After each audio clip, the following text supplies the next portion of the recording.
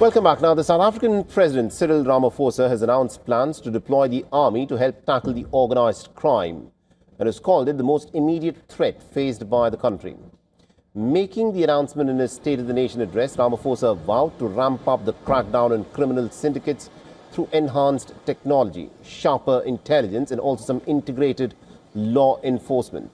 He further added that the South African National Defence Force will work alongside the police to combat increased gang violence as well as illegal mining that has plagued parts of South Africa.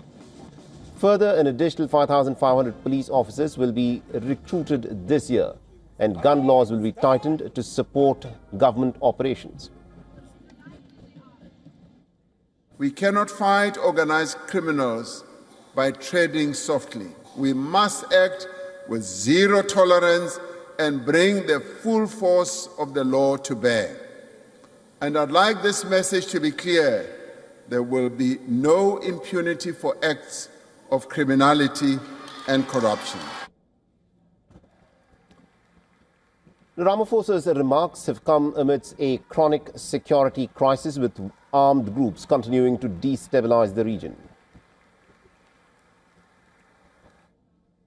A stronger South Africa must be safe and secure. The cost of crime is measured in lives that are lost and futures that are cut short. It is felt also in the sense of fear that permeates our society and in the reluctance of businesses to invest. Now, beyond crime, Ramaphosa also addressed the worsening water crisis. He acknowledged that poor planning and inadequate maintenance by municipalities were largely to be blamed for the persistent shortages. Ramaphosa has also pledged an actionable government response, announcing a National Water Crisis Committee, which he will personally chair. The economic growth and investments, advancing energy security, pushing infrastructure and broader structural reforms will also remain the key priorities. A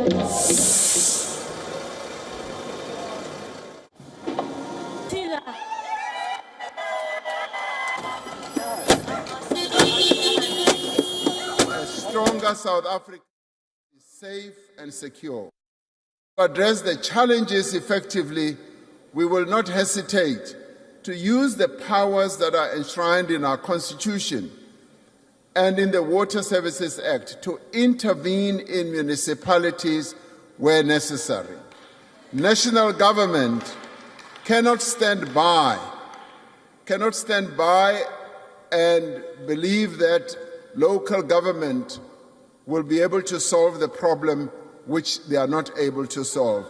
National government will therefore intervene.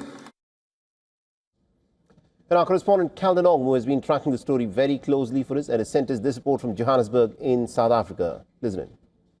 This is not the first time that President Cyril Ramaphosa is deploying army to gang-inflicted areas. For years, Cape Town has been battling with serious gang violence where members of rival gangs fight over territorial conflict and, of course, drugs.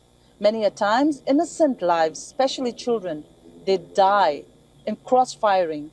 Even though police are deployed in these areas, but due to the nature of deadly violence, most of the times police are not able to handle the situation.